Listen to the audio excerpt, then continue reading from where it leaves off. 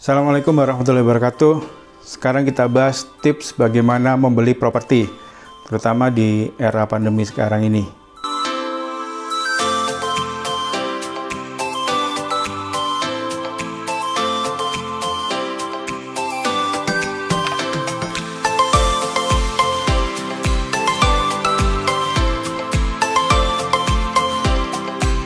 Kalau di video sebelumnya kita bahas bagaimana kita menjual properti, sekarang kita biar adil kita bahas cara membeli properti. Pertama, kita harus tahu kondisi, artinya keuangan kita bagaimana, jangan memaksakan.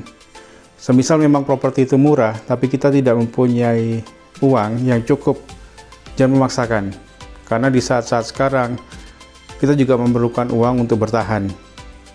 Terlepas dari kepentingan bisnis, tapi juga ada kepentingan hal-hal yang mendesak. Jadi cash itu perlu meskipun ada keuntungan lain. Yang berikutnya adalah kita mencari properti-properti yang memang benar-benar murah. Murah di sini bukan murah tapi murahan. Artinya kalau kita beli tanah kemudian harganya murah tapi lokasinya jauh dari kota, jauh sekali dari kota, ya itu bukan murah, itu memang harganya begitu. Bisa jadi mahal, harganya itu mahal sekali, tapi memang lokasinya sangat-sangat prestisius. Jadi lokasi sangat strategis. Harganya turun atau harganya stabil, tidak pernah turun, itu kita bisa beli. Jadi kita lihat kondisinya, mencari harga yang murah. Bisa juga kita melihat dari lelang, hasil-hasil lelang, baik itu lelang yang milik pemerintah yang ada di website KPKNL atau lelang punya swasta, atau kita mencari yang memang properti itu dijual murah, mungkin kebutuhan mendesak dari owner, kita cari yang itu, yang murah, benar-benar murah dalam tanda petik, artinya memang harganya murah, bukan murah karena sesuatu, misalnya terlalu jauh atau di situ dekat dengan tempat pembuangan sampah atau apapun, tapi memang benar-benar murah. Atau tips yang lain, pengembang biasanya di awal-awal, misalnya kita mau beli rumah, kita beli di pengembang, kita beli ke developer. Di awal-awal pengembang itu memberikan promo yang cukup menarik, kita bisa beli di situ di awal-awal.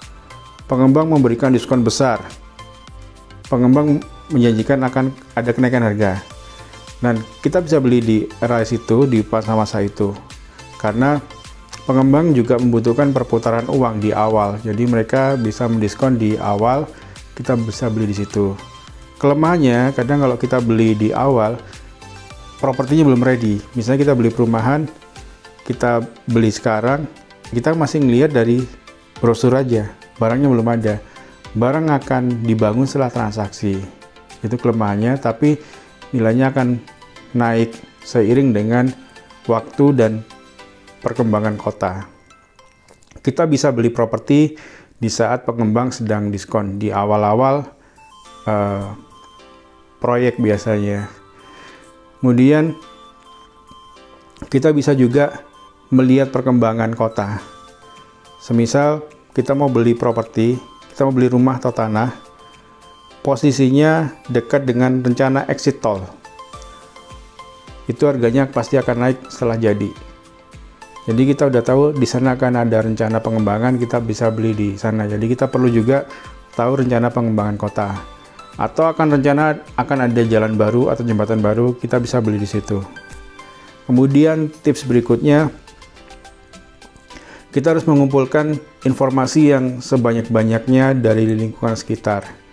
Informasi tadi perkembangan kota, ini informasi tentang ini properti ini sebelumnya ada apa, kok dijual sama pemiliknya, kita harus tahu. Di situ apa yang penyebab dijual. Kemudian kita juga harus tahu waktu kita membeli properti ini, di sini area banjir apa tidak. Waktu kita datang musim kering, musim panas, nggak akan ada terjadi banjir. Tapi ternyata di situ daerah banjir.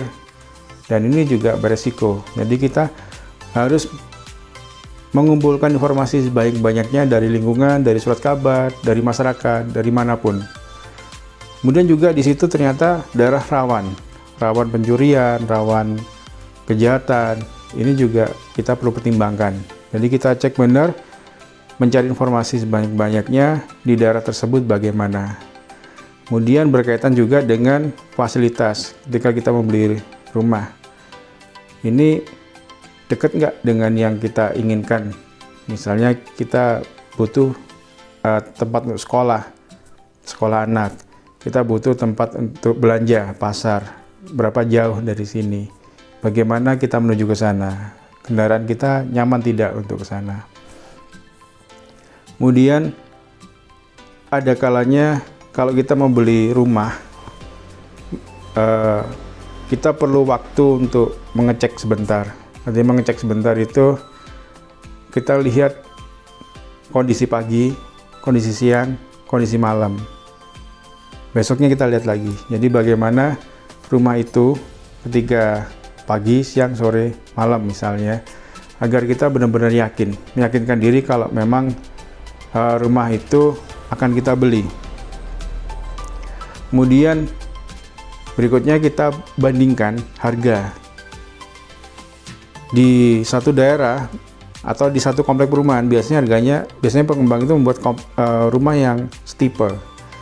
Waktu harga jualnya sama, kemudian waktu harga belinya sama. Waktu harga jual satu rumah setelah berapa lama dijual, yang sebelahnya lagi dijual.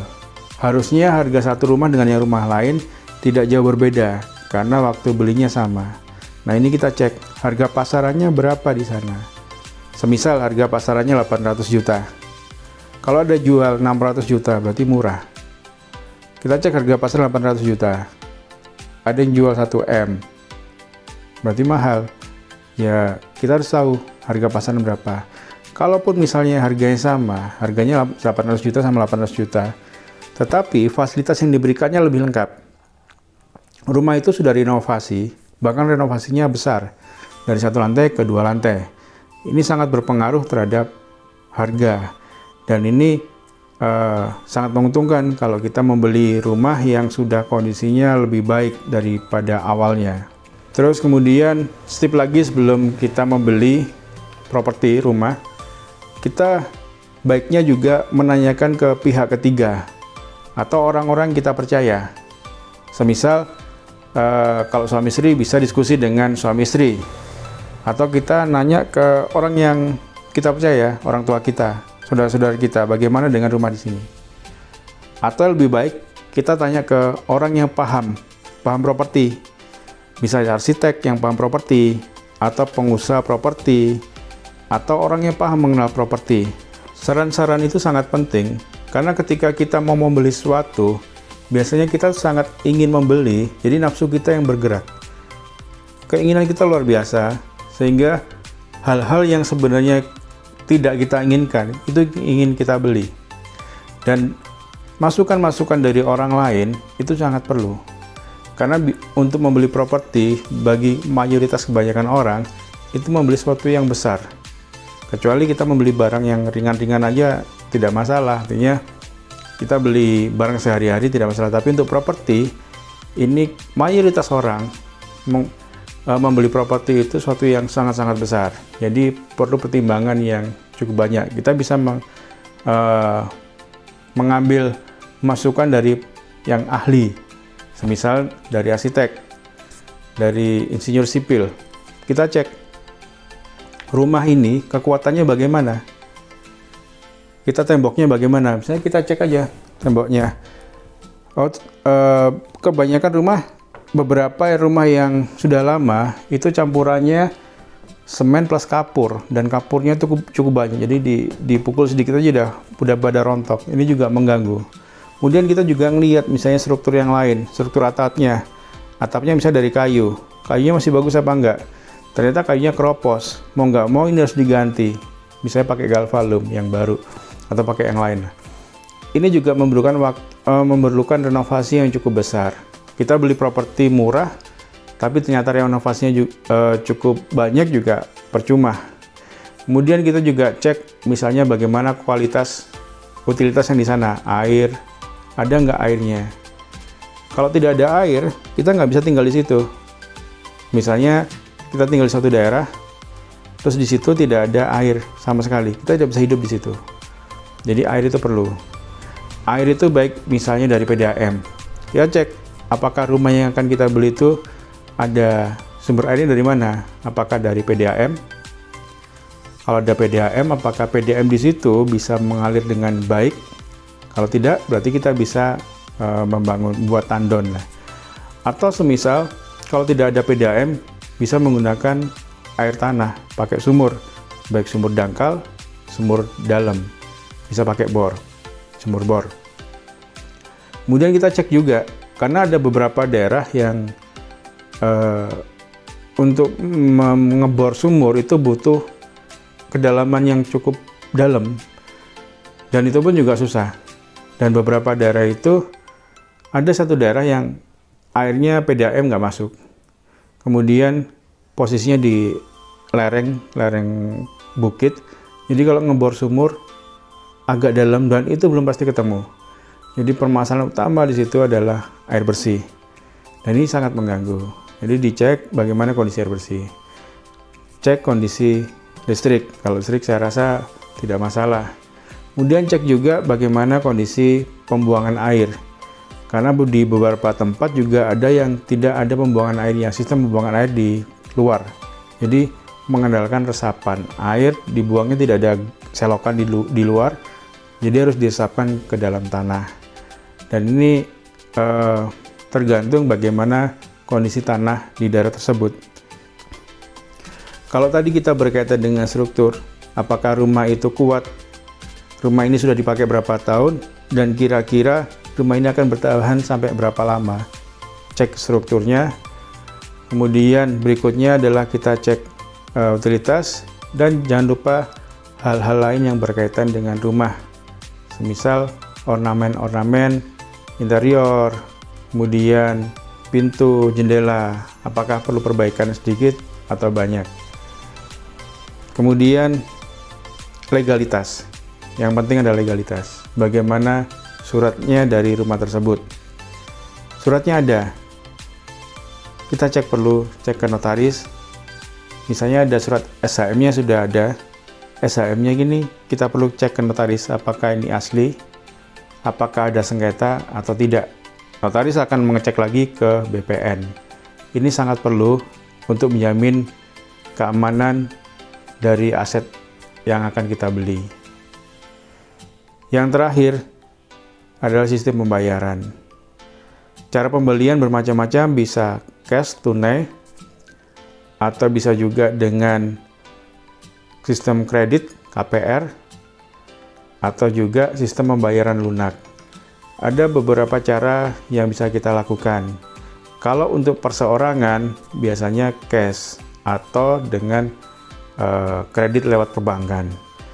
Ada juga pembayaran dengan sistem bertahap, biasanya dilakukan jual beli dengan developer atau pengembang. Jadi pengembang menjual cash dengan bertahap. Ada cash keras, jadi misalnya harganya 1M langsung cash.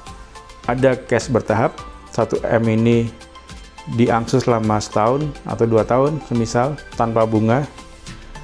Atau cash bertahap selama 5 tahun in-house, atau 50-50 dengan pihak perbankan, itu juga bisa. Jadi DP 50%, 50% lagi dari perbankan.